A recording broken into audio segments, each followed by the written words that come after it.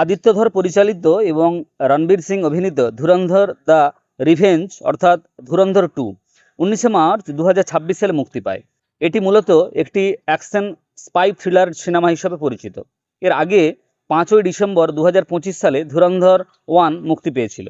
ভারতীয় বক্স অফিসের ইতিহাসে এক অনন্য নজির গড়েছে রণবীর সিংয়ের ধুরন্ধর। মুক্তির 1 মাস পূর্ণ হওয়ার আগেই এই ফ্র্যাঞ্চাইজিটি প্রথম ভারতীয় চলচ্চিত্র সিরিজ হিসেবে বিশ্বজুড়ে 3000 কোটি টাকা আয়ের মাইলফলক স্পর্শ করেছে। এস রাজামৌলির বাহুবলী এবং আল্লু অর্জুনের পুষ্পার মতো শক্তিশালী ফ্র্যাঞ্চাইজিকেও পেছনে ফেলে দিয়েছে ধুরন্ধর ছবিটির 2 কিস্তি। এই সিরিজের প্রথম সিনেমা ধুরন্ধর 1 বিশ্বজুড়ে প্রায় 1307.35 কোটি টাকা আয় করেছিল।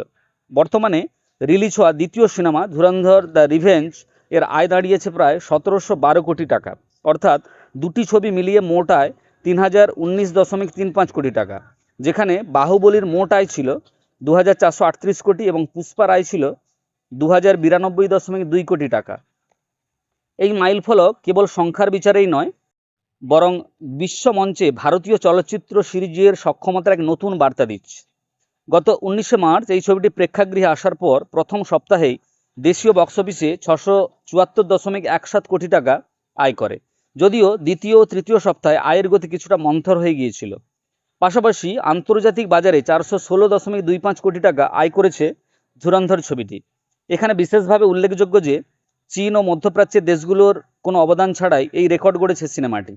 2025 সালের ডিসেম্বরে মুক্তি পাওয়া সিরিজের প্রথম ছবিটি সেই বছরের সর্বোচ্চ আয়ের সিনেমা হিসেবে নাম লিখিয়েছিল। এবার দ্বিতীয় ছবিটি মাত্র 11 দিনেই সেই আগের রেকর্ড ভেঙে দিয়ে নতুন ইতিহাস রচনা করল।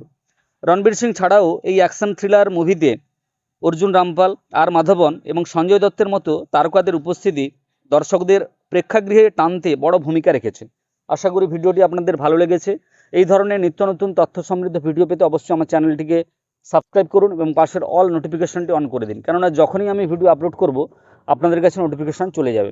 এছাড়া ভিডিওটিতে লাইক, কমেন্ট এবং শেয়ার করতে ভুলবেন না। এছাড়া যে সমস্ত ভিডিও আমি আগে থেকে আপলোড করে রেখেছি সেই সমস্ত ভিডিওর লিঙ্ক যদি আপনারা পেতে চান তাহলে এই চ্যানেলের প্লেলিস্টে গিয়ে দেখুন, সেখানে বিভিন্ন ভিডিওর লিঙ্ক কিন্তু আপনারা পেয়ে যাবেন। তাহলে আজকে ছিল এই পর্যন্ত।